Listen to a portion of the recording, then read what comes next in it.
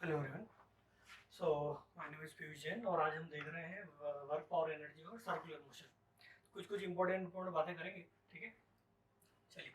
तो वैसे तो आप बेसिक तो जानते ही हो कि जो वर्क डन होता है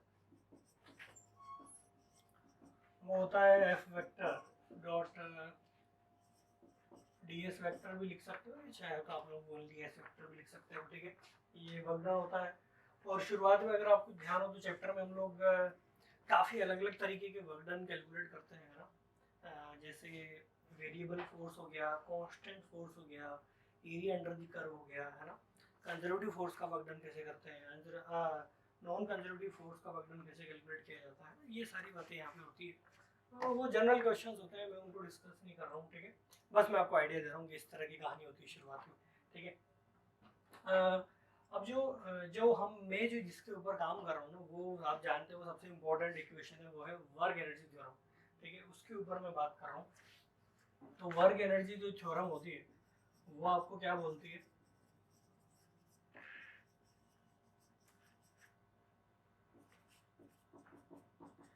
कि जिस कोई भी ऑब्जेक्ट है उस पर सपोज करिए बहुत सारे फोर्सेस अप्लाई हो रहे हैं। ठीक है, तो उन सभी फोर्सेस का जो वर्क डन होगा, है ना, सभी फोर्सेस अभी बताऊंगा मैं कौन कौन से फोर्सेस ये हो सकते हैं।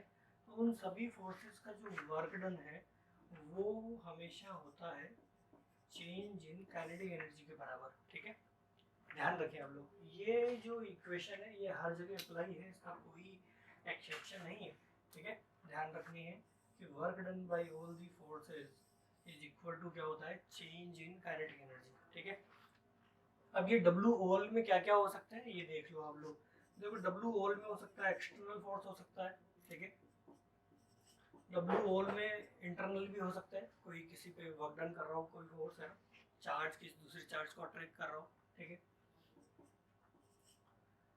सूडो फोर्स हो सकता है, कंजर्वेटिव फोर्स हो सकता है। ठीक है, हाँ कि ना, बस यही सब कुछ है। नॉन कंजर्वेटिव भी हो सकता है, बट वो क्या होता है, देखो नॉन कंजर्वेटिव जो होता है ना वो इन्हीं में से किसी की कैटेगरी में इंक्लूड हो जाते हैं। इसलिए अगर आप उसको नहीं लिखो या इंटरनल की जगह कई बार हम कंजर्वेटिव लगा देते हैं, क्योंकि कई सारे जो इंटरनल फोर्स होते हैं ना वो कंजर्वेटिव की कैटेगरी में आ जाते हैं। सो आप नॉर्मली ये ध्यान रख सकते हो कि भाई जो जितने भी फोर्सेज लगे होंगे उन सभी का जो वर्क डन होगा वो किसके बराबर हो जाएगा, चेंज इन काइनेटिक एनर्जी के बराबर। अब हमारे लिए सबसे काम का होता है ये एक, तो है ना, मतलब मेनली तो बहुत इजीली पता लग जाता है ना। बट जो एक सबसे इम्पोर्टेंट फोर्स वर्क डन है इसमें वो है आपका डब्ल्यू कंजर्वेटिव वाला। ठीक है, डब्ल्यू कंजर्वेटिव मतलब जो कंजर्वेटिव फोर्स का जो वर्क डन है, देखिए वो हमेशा पोटेंशियल एनर्जी की फॉर्म में स्टोर हो जाता है सिस्टम में। ठीक है, तो डब्ल्यू कंजर्वेटिव जो होता है ना वो ध्यान रखें आप, हमेशा किसके बराबर होता है, माइनस ऑफ डेल्टा यू के, चेंज इन पोटेंशियल एनर्जी के बराबर। सही है क्या? अगर सिस्टम पर कोई भी कंजर्वेटिव फोर्स काम कर रहे हैं तो वो जो इतना भी वर्क डन करेंगे वो किसके बराबर हो जाएगा, माइनस ऑफ डेल्टा यू के। अब आप जानते हो इन्हीं दोनों को लेकर हमारी बनती है मैकेनिकल एनर्जी कंजर्वेशन वाली इक्वेशन, है ना। कि अगर सपोज करो कि सिस्टम पर ओनली कंजर्वेटिव फोर्स काम कर रहे हैं, या फिर मैं ऐसे ही बोल सकता हूँ कि बाकी सब फोर्सेस का वर्क डन क्या हो जाए, जीरो हो जाए, सिर्फ ओनली कौन काम करे, सिर्फ कंजर्वेटिव फोर्स काम करे, हाँ कि ना। तो जो डेल्टा के ई और जो डेल्टा यू है, ठीक है, वो ओनली किसके बराबर हो जाएगा, मतलब डेल्टा के ई जो है वो डायरेक्टली किसके बराबर हो जाएगा, माइनस डेल्टा यू के बराबर हो जाएगा, हाँ ना। देखो, आप यहाँ पे डब्ल्यू ओल की जगह ओनली क्या लिख दो, डब्ल्यू कंजर्वेटिव बराबर डेल्टा के ई होता है, और डब्ल्यू कंजर्वेटिव जो है वो किसके बराबर हो गया, माइनस डेल्टा यू के ई, सॉरी। ठीक है, तो ये देखो आप लोग, के ई बराबर डेल्टा के ई बराबर क्या हो जाएगा, माइनस ऑफ डेल्टा यू। इसको रीअरेंज करने के बाद में आपको पता लगेगा कि देखो you I minus U F बराबर हो जाएगा के एफ माइनस के आई। सो यू आई प्लस के आई बराबर हो जाएगा के एफ प्लस यू एफ। और ये क्या है, total mechanical energy, U F plus के एफ, है ना। यू आई प्लस के I initial total mechanical energy, and U F plus के एफ जो है वो है फाइनल मैकेनिकल एनर्जी, है ना। तो दोनों क्या होती है, बराबर होती है। बट ये कब लगाना है ओनली हमें, जब ओनली कौन से फोर्सेज लग रहे हो, कंजर्वेटिव, या फिर जो बाकी फोर्सेज लग रहे हो ना उनका वर्कडन क्या हो जाए, जीरो हो जाए, ये ध्यान रखें। अब देखो इसके कई सारे क्वेश्चंस पूछे जा चुके हैं एग्जाम में बहुत ही अलग अलग तरीके से, ठीक है। मैं आपको कुछ बस जनरल आइडिया दे रहा हूँ कुछ क्वेश्चंस का। देखो सबसे पहले सिंपल क्वेश्चन ये, सपोज करो ये बॉल है 50 मीटर हाइट पे, ठीक है, 50 मीटर पर हाइट पे बॉल है, ठीक है। बोला जा रहा है कि इस बॉल को इस 50 मीटर हाइट से ड्रॉप किया जा रहा है। ड्रॉप कर रहे हैं मतलब इनिशियल वेलोसिटी जो है वो जीरो है, ठीक है। पूछा गया है कि बताओ जब ये ग्राउंड पर पहुंचेगी, दिस ग्राउंड ना रेफरेंस है ये पोटेंशियल एनर्जी का भी, ठीक है। पूछा जा रहा है कि जब ग्राउंड पर पहुंचेगी तो इसकी एनर्जी क्या होगी, ठीक है। तो आप जानते हो कि ये जो बॉल है ना ये ओनली किसके फोर्स के अंडर मूव कर रही है, कंजर्वेटिव फोर्स के अंडर मूव कर रही है। तो कंजर्वेटिव फोर्स के अंडर मूव कर रही है तो मैकेनिकल एनर्जी क्या होनी चाहिए, कंजर्व होनी चाहिए। तो जितनी मैकेनिकल एनर्जी इसके पास यहाँ पे है उतनी ही यहाँ पे होनी चाहिए। यहाँ पे पोटेंशियल जीरो है, यहाँ पे काइनेटिक एनर्जी जीरो है। इसका मतलब ये हुआ कि यहाँ पे जितनी भी पोटेंशियल एनर्जी थी वो यहाँ पे किस में कन्वर्ट हो गई है, किस में कन्वर्ट हो गई है, काइनेटिक एनर्जी में कन्वर्ट हो गई है ना। देखो यहाँ पे पोटेंशियल थी और यहाँ पे वो जीरो हो गई, तो गई कहाँ वो potential energy, that potential energy is converted into kinetic energy, ठीक है। सो ये सवाल काफी सिंपल होते हैं इस तरीके के, है ना। वैसे आप चाहो तो इन सवालों को v square is equal to u square plus 2g से भी कर सकते हो, कोई बहुत बड़ी बात नहीं है। बट अगर आप इस तरह से देखना शुरू करोगे ना वर्क और एनर्जी से तो ज़्यादा आसान हो जाती है चीज़ें, ठीक है। चलो अब एक और एग्जांपल करते हैं। देखो सपोज करो कि ये कोई इंक्लाइन प्लेन है, ठीक है, और यहाँ से हम लोगों ने किसी बॉल को छोड़ दिया, ठीक है। कोई भी हाइट वाइट दे रखी है ना, ये हाइट सपोज करो h है, इनिशियल वेलोसिटी इसकी जीरो है। अब आपसे पूछा जाए कि बताओ यहाँ से जब बॉल यहाँ आ जाएगी तो इसकी वेलोसिटी क्या होगी, या फिर इसके पास काइनेटिक एनर्जी कितनी होगी। तो अभी भी सेम आंसर है हमारे, यहाँ पे ओनली जो एनर्जी है वो किसकी फॉर्म में है, पोटेंशियल एनर्जी की फॉर्म में है। जब बॉल यहाँ पे आ जाएगी फाइनल कंडीशन में है तो यहाँ पे जो एनर्जी होगी वो ओनली किसकी फॉर्म में होगी, काइनेटिक एनर्जी की फॉर्म में। तो ये हो जाएगा half m v square plus zero potential energy plus zero kinetic energy, मतलब अगर आप फुल फॉर्म में देखना चाहते हैं तो, ठीक है। चलो सो एम से एम कट जाएगा तो वी स्क्वायर बराबर हो जाएगा 2gh, तो वी बराबर हो जाएगा रूट 2gh, ठीक है। तो ये कहानी है ना, सब में यही लगाना होता है, ध्यान रखें। इसके कई सारे क्वेश्चन पूछे हैं मैं आपको कराता हूँ। देखिए क्वेश्चन एम्स का, तो उस एम्स वाले क्वेश्चन में खास बात ये थी कि उसमें डायग्राम नहीं दिया था उन्होंने, ठीक है, डायग्राम नहीं दिया हुआ था, लैंग्वेज में ही सारी बातें बोली गई थी। तो मैं आपको बस एक बार वो लैंग्वेज थोड़ा सा रीड आउट करवा रहा हूँ, ठीक है। ये देखिए इस तरह की लैंग्वेज थी। बोला गया था कि ये जो हाइट है ये है 30 मीटर, ये हाइट है 20 मीटर, और ये हाइट है 10 मीटर। बोला गया था कि ये कोई फ्रिक्शन लेस ट्रैक है, ठीक है, जिसमें यहाँ से एक बॉल को हमने हल्का सा पुश किया है। हल्का सा मतलब कहने का ये है कि उसकी इनिशियल वेलोसिटी जीरो रखी है, क्योंकि अगर इनिशियल वेलोसिटी आ जाएगी तो फिर वहाँ पे काइनेटिक एनर्जी आ जाएगी, फिर वो उसको भी इंक्लूड करना पड़ेगा मैकेनिकल एनर्जी कंजर्वेशन में।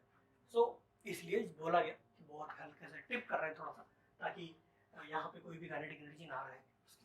तो बोला गया कि भाई यहाँ पे हमने इस बॉल को थोड़ा सा टिप किया ताकि इनिशियल वेलोसिटी जीरो रहे, और वो जो बॉल है ना वो इस पाथ से होके फाइनली यहाँ पे आ जाती है, ठीक है। तो बताओ इसकी यहाँ पे स्पीड क्या होगी, सही है क्या।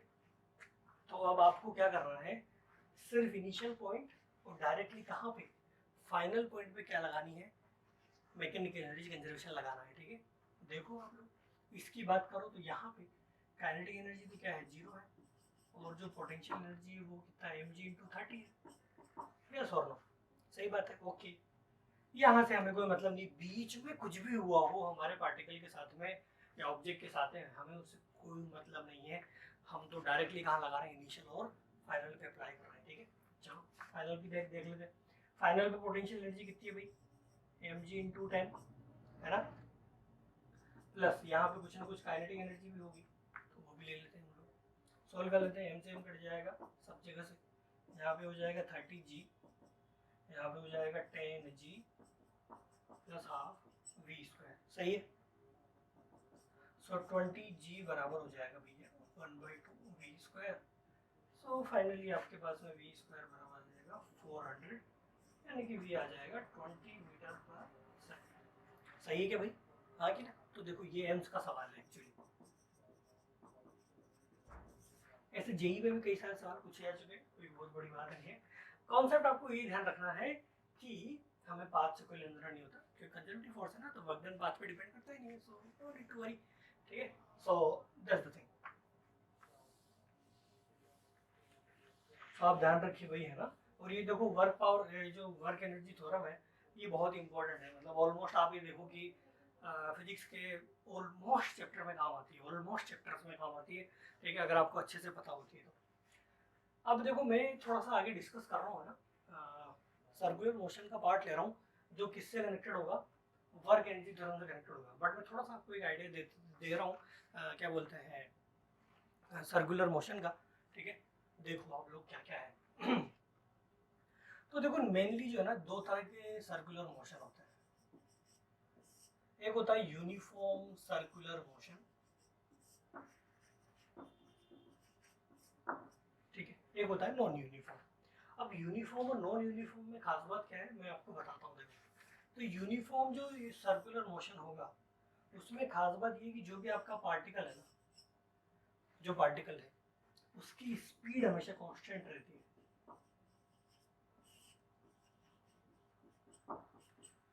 जो आपका पार्टिकल है उसकी स्पीड हमेशा क्या रहेगी, कांस्टेंट रहेगी। मैं देखो वर्ड बहुत ही सही से काम में ले रहा हूँ, स्पीड कांस्टेंट रहेगी। मैंने ये नहीं बोला है कि वेलोसिटी कांस्टेंट रहेगी। ठीक है, ध्यान से सुनना, फिर से बोल रहा हूँ। हमने ये बोला है कि भाई स्पीड कांस्टेंट रहेगी,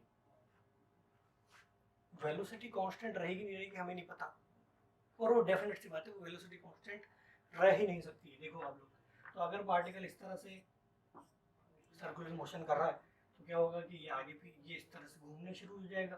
ठीक है, तो हर जगह पे जो उसकी वेलोसिटी होगी वो क्या होती जाएगी, देखो चेंज होती जाएगी ना इस तरह से। तो जो वेलोसिटी है, यानी कि जो स्पीड की डायरेक्शन है ना, वो तो चेंज हो रही है। तो इसका मतलब ये हुआ कि ये जो यूनिफॉर्म सर्कुलर मोशन है ना, एक्चुअली तो ये है तो एक्सीलरेटेड मोशन ही, बट इस मोशन की खास बात ये है कि यहाँ पे जो स्पीड है वो कांस्टेंट रहती है, वेलोसिटी कांस्टेंट नहीं रहती है, स्पीड कांस्टेंट रहती है। ठीक है, अब ये वेलोसिटी कांस्टेंट नहीं रही है, तो इसका मतलब कहीं ना कहीं से एक्सीलरेशन किसी ने प्रोवाइड करवाया होगा। और आप ये बहुत ही अच्छे से जानते हो कि एक सेंट्रीपिटल एक्सीलरेशन लग रहा होता है हमेशा। ठीक है, एसी, जिसको हम लोग बोलते हैं वी स्क्वायर अपॉन क्या, आर। ओमेगा स्क्वायर आर भी लिख सकते हो आप लोग, r is the radius of the circle. ठीक है, अब आप सुनते जाओ, देखो मेरी बातें ध्यान से। ठीक है, क्या क्या हो रहा है, क्या क्या नहीं हो रहा। अगर मुझे इस ही यूनिफॉर्म सर्कुलर मोशन को नॉन यूनिफॉर्म बनाना है, ठीक है सुना ध्यान से, इसी को ही मेरे को क्या बनाना है, नॉन यूनिफॉर्म बनाना है। तो ये जो अभी आपने स्पीड कांस्टेंट करी है, इसको क्या कर दो, चेंज कर दो टाइम के साथ। ठीक है, तो जैसे ही ये वेलोसिटी चेंज होगी टाइम के साथ में, ऑटोमेटिकली ये जो मोशन है ये यूनिफॉर्म नहीं होकर क्या हो जाएगा, नॉन यूनिफॉर्म हो जाएगा। सही है क्या?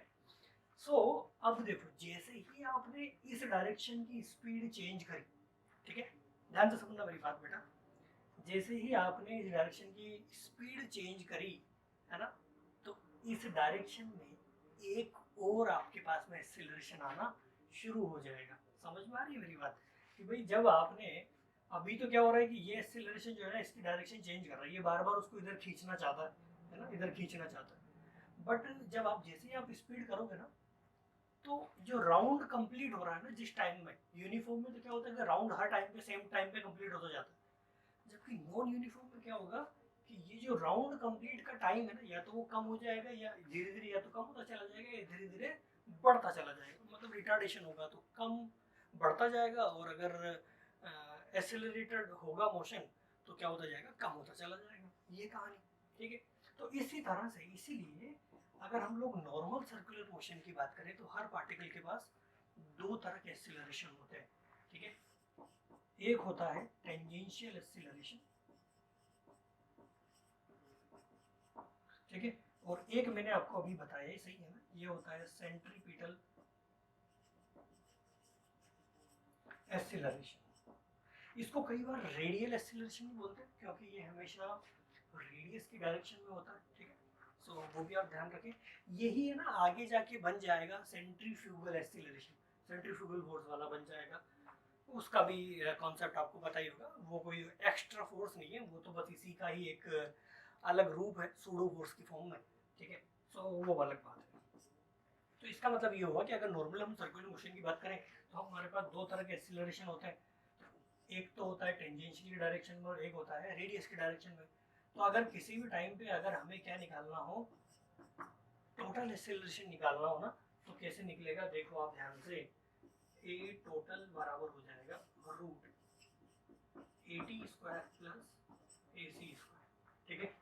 तो ये आप ध्यान रखें हमेशा कि अगर हमें कभी भी किसी भी पार्टिकल का टोटल एक्सेलरेशन पूछ लिया जाए तो वो किससे निकलेगा, इस वाले से। ओके, एक तो बात ये होगी। दूसरी बात ये है कि सर हमें ये तो पता है कि भाई AC निकालने का तरीका क्या है, V स्क्वायर बाई आर, है ना। बट ये AT कैसे निकलेगा, तो AT निकालने का तरीका आता है डिफरेंशिएशन से। नॉर्मल कहानी हमारी, AT बराबर होगा dV बाई dt। समझो ध्यान से बात को, AT कैसे निकलेगा dV बाई dt से, और AC कैसे निकलेगा V स्क्वायर बाई R से। किसी भी इंस्टेंट पे, अगर आपको नॉन यूनिफॉर्म की बातें कर रहा हूँ मैं, अगर आपको किसी भी इंस्टेंट पे AC चाहिए तो आपको वहाँ का V पता होना चाहिए, रेडियस तो फिक्स होती है। अगर आपको AT चाहिए तो AT कैसे निकलेगा, वो निकलेगा dV बाई dt से, ठीक है। अगर वो AT टाइम डिपेंडेंट है तो फिर आपको टाइम की वैल्यू रखनी पड़ेगी किसी भी इंस्टेंट पे, ठीक है। तो अभी आपको हो सकता है कि थोड़ा सा लग रहा हो क्या हो रहा है, मैं क्वेश्चन कराता हूँ तो आपको देखना समझ में आएगा। देखो आप ध्यान से, तो हम क्या कर रहे हैं, देखिए हम लोग एक क्वेश्चन कर रहे हैं ना, जिससे आपको है ना ये जितने भी एक्सीलरेशंस है ना, ये इनको कैसे कैलकुलेट करते हैं वो सारा कॉन्सेप्ट क्लियर हो जाएगा। देखो आप लोग, तो सपोज करो कि आपको बोला गया है कि जो सर्कुलर मोशन जो है उसमें जो पार्टिकल की जो स्पीड है वो इस तरह से हम लोग दे सकते हैं, v बराबर 2t से वो रिप्रेजेंट हो रही, और आपके सर्कुलर मोशन का जो रेडियस है वो है 1 सेंटीमीटर। अपन से पूछा जा रहा है कि t बराबर 1 सेकेंड पर AC AT और A टोटल क्या होगा। ये सारे हमारे क्वेश्चन हैं, ठीक है। ये क्वेश्चन है, देख लेते हैं क्या क्या होगा क्या क्या नहीं होगा। तो देखो अब मेरी बात सुनो आप लोग, देखो AC को आप लोग डायरेक्टली इसका V स्क्वायर नहीं कर सकते हो, ठीक है। अभी हाँ मतलब इससे डायरेक्टली आ जाएगा V स्क्वायर बाई आर, वहां पे हम लोग T की वैल्यू पुट करके आ जाएंगे। बट AT कैसे निकालोगे, यही क्वेश्चन था एक्चुअली। ये V है, हमें AT नहीं पता, तो AT के लिए हम जाएंगे डायरेक्टली डिफरेंशिएशन मेथड में। तो AT कैसे निकालेंगे भैया, AT निकलेगा dV बाई किससे, dt से। सो आप 2t का जब डिफरेंशिएशन करोगे, दिस इज 2t, 2t मतलब हो जाएगा 2 इंटू कितना 1, यानी कि AT कितना आ गया भैया हमारे पास 2 मीटर पर सेकेंड स्क्वायर, सही है क्या। पहली बात तो ये। दूसरी बात AC क्या हो जाएगा, V स्क्वायर बाई आर। अब देखो सर, अब ये V क्या हो रहा है, देखो टाइम डिपेंडेंट है, V क्या टाइम डिपेंडेंट है, इसका मतलब ये हुआ कि जो AC है ना वो भी टाइम डिपेंडेंट होगा, मतलब वो हमेशा टाइम के साथ चेंज होता जा रहा है। तो आप क्या करो, जिस भी टाइम पे पूछा है ना उस वक्त का AC निकालो, जिस भी टाइम पे पूछा है ना उस वक्त का AC निकालो। तो आप देखो t बराबर 1 पे वेलोसिटी कितनी आएगी 2, तो 2 का होल स्क्वायर डिवाइडेड बाई 10 की पावर -2। सो AC बराबर हो जाएगा हमारे पास कितना 4 डिवाइडेड बाई 10 की पावर -2, दैट इज 400 मीटर पर सेकेंड स्क्वायर। सही है क्या भाई, हाँ क्या। तो ये कहानी हो गई, AC आ गया हमारे पास आ गया AT। तो अब तो A टोटल तो बहुत इजी निकालना, A टोटल बराबर हो जाएगा रूट 2 का स्क्वायर प्लस 400 का स्क्वायर, सही बात है क्या। सो ये देखो आप कितना हो जाएगा 4 plus 16 1 2 3 4, so this is your 8, सही है क्या, हाँ क्या। तो ये कहानी है बेटा, है ना। अब देखो मैंने सिर्फ आपको एक क्या बोलते हैं एक विजुअलाइजेशन करवाया है टाइप्स ऑफ क्वेश्चन का, है ना। यहाँ पे देखो ये वेलोसिटी जो है ना वो कई तरीके से दी जा सकती है आपको। 2t दे देगा, 2t स्क्वायर दे देगा, या कुछ और फंक्शन बना के दे देगा। हमें डरने की जरूरत नहीं है ना। आप लोग बस ये ध्यान रखो कि भाई at कैसे निकलेगा dv/dt से, और जो ac है वो कैसे निकलेगा v²/r से, ठीक है। v टाइम डिपेंडेंट होगा, तो मैं यहाँ पे जो भी मेरे को टाइम दिया गया है उसकी मैं निकाल लूंगा वैल्यू, और उसके बाद इसको क्या कर लूँगा, सोल्व कर लूँगा, ठीक है। चलो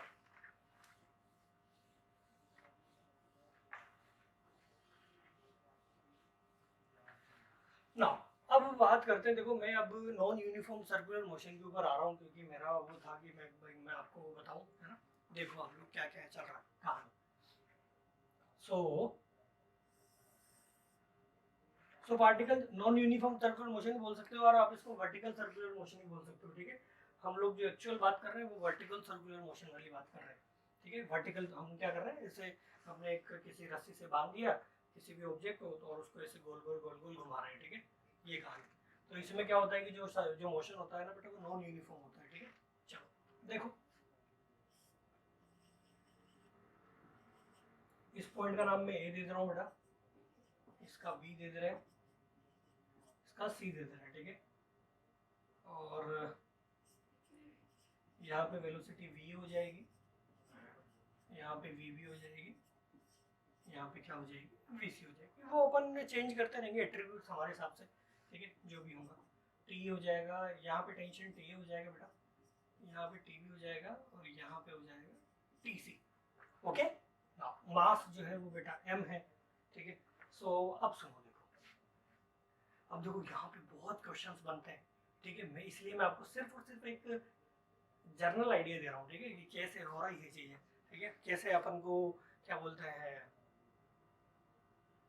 वर्क एनर्जी सिस्टम लगा के यहाँ पे काम करना होता है, ठीक है। देखो आप लोग, तो सबसे पहला जो सवाल होता है ना उसमें यही पूछा जाता है कि अगर आपको इस मास को सर्कल कंप्लीट करवाना हो तो क्या कंडीशन होगी, यानी कि यहाँ पे कितनी वेलोसिटी दें जिससे ये क्या कर ले, एक सर्कल कंप्लीट कर ले। तो आप ये ध्यान रखिए कि अगर ये जस्ट सर्कल कंप्लीट करता है, अगर ये पूरा सर्कल कंप्लीट करना चाहता है, तो पॉइंट सी तक, पॉइंट सी पे, है ना, पॉइंट सी पे जो टेंशन है वो मिनिमम होना चाहिए, ठीक है।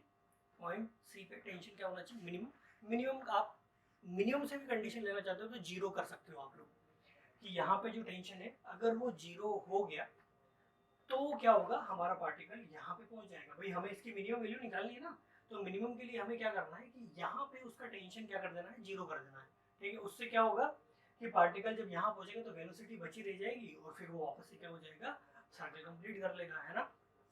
तो ये कंडीशन आप ध्यान रखें कि अगर मुझे वी ए क्या चाहिए भैया, मिनिमम चाहिए, है ना, जिससे पार्टिकल कहाँ पहुंच जाए, पॉइंट सी पर पहुंच जाए।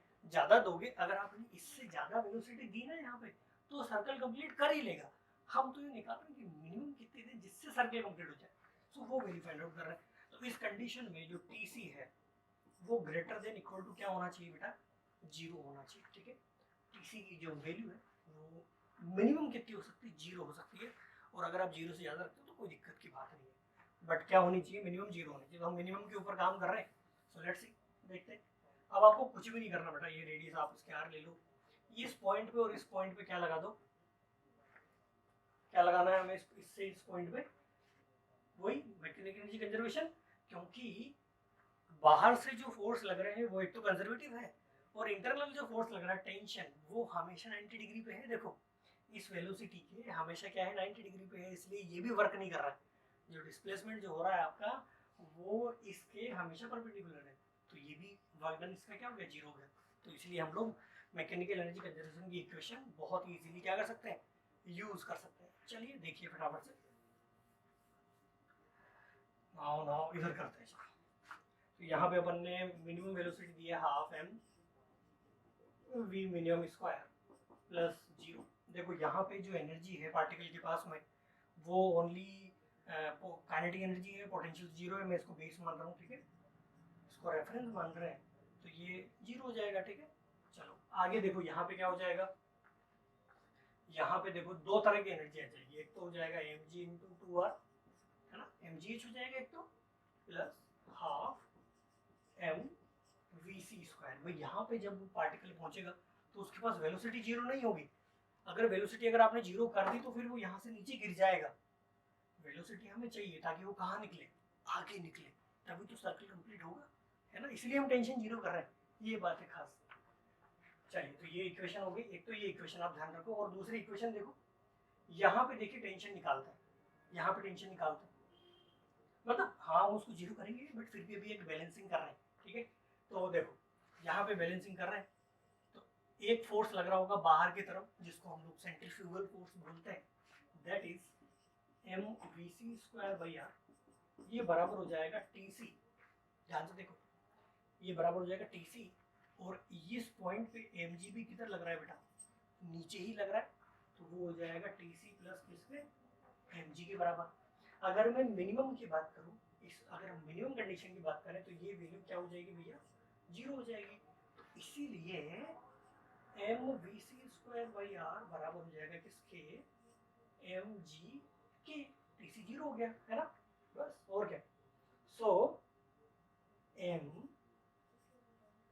वी सी स्क्वायर बराबर क्या हो जाएगा भैया, एम जी आर। ये वैल्यू पुट कर दो यहाँ पे, सही है भाई। चलो देखते हैं फटाफट से, बहुत ही अच्छा रिजल्ट आएगा ये, और काफी सारे सवाल होते हैं बेटा इससे, काफी सारे। एम वी मिनिमम स्क्वायर बराबर m g two r plus, देखो एम वी सी स्क्वायर की वैल्यू कितनी है, एम जी आर, तो बेटा मैं डायरेक्टली लिख रहा हूँ m g r by two, ठीक है। चलो टू से पूरे को मल्टीप्लाई कर दो तो आपको दिखाई देगा एम वी मिनिमम स्क्वायर बराबर हो जाएगा 4mgr प्लस mgr, ठीक है। तो v मिनिमम स्क्वायर बराबर हो जाएगा 5rg। फाइनली जो रिजल्ट आएगा वो ये आपको याद रखना है हमेशा, v मिनिमम हो जाएगा √5rg, हाँ कि ना, बहुत ही इंपॉर्टेंट रिजल्ट है। आपको हो सकता है लगे कि सर आपने पूरा डिराइव क्यों किया, क्योंकि मैं ये चाह रहा था कि आपको ये मेथड एक बार दोबारा से याद आ जाए, ये मेथड आपको दोबारा से याद आ जाए कि हम लोग ये कैसे वेलोसिटी निकालते हैं।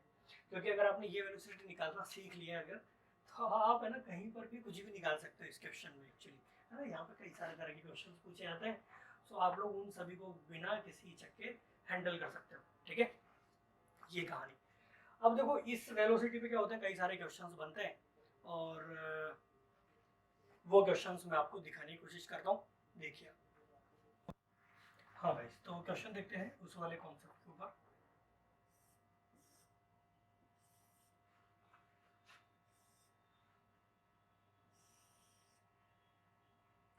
तो देखो सपोज करो कि कोई बॉल है हमारे पास, ठीक है, हाइट कुछ भी h आपको दे रखी है, ठीक है। तो अब देखो आपको ये पूछा जाएगा कि ये जो हाइट है ये वेरिएबल है हमारे पास हाइट, या आप लोग इसको कहीं से भी फेंक सकते हो, ना वेरिएबल हाइट है, यहाँ से यहाँ से यहाँ से, ठीक है। तो अपन को ये बताना है कि भाई पॉइंट पी पर जब ये आएगा, और उसकी वेलोसिटी आप जानते हो √5rg होनी चाहिए अगर सर्कल कंप्लीट होना चाहिए, तो हमें ये बताना है कि हाइट कितनी रखें जिससे ये जो बॉल है ये क्या कंप्लीट कर ले, एक सर्कल कंप्लीट कर ले, या फिर आप बोल सकते हो कि जो मैक्सिमम पॉइंट है इसका, जो जस्ट अपोजिट वाला, वहां तक पहुंचनी चाहिए। तो अपन जानते हैं कि अगर मुझे इसको सर्कल कंप्लीट करवाना है तो पॉइंट पी पर जो है उसकी वेलोसिटी क्या होनी चाहिए, √5rg होनी चाहिए, यानी कि वीपी जो है वो रूट कितना होना चाहिए, 5rg होना चाहिए, ठीक है। अब ये जो वीपी है ये कहाँ से मिलेगा, उसको पोटेंशियल एनर्जी से मिलेगा। ये जो पोटेंशियल एनर्जी है किसमें कन्वर्ट होगी, काइनेटिक एनर्जी में कन्वर्ट होगी। तो यहाँ पे जो पोटेंशियल एनर्जी है वो कितनी है उसकी, mgh, और यहाँ पे जो काइनेटिक एनर्जी है वो कितनी हो जाएगी, half m v p square, सही है, एम से एम काट दो, तो जी एच बराबर हो जाएगा 1/2, वी पी स्क्वायर की वैल्यू रख दो 5rg, जी से जी कट जाएगा तो h बराबर आ जाएगा 5r/2, सही है।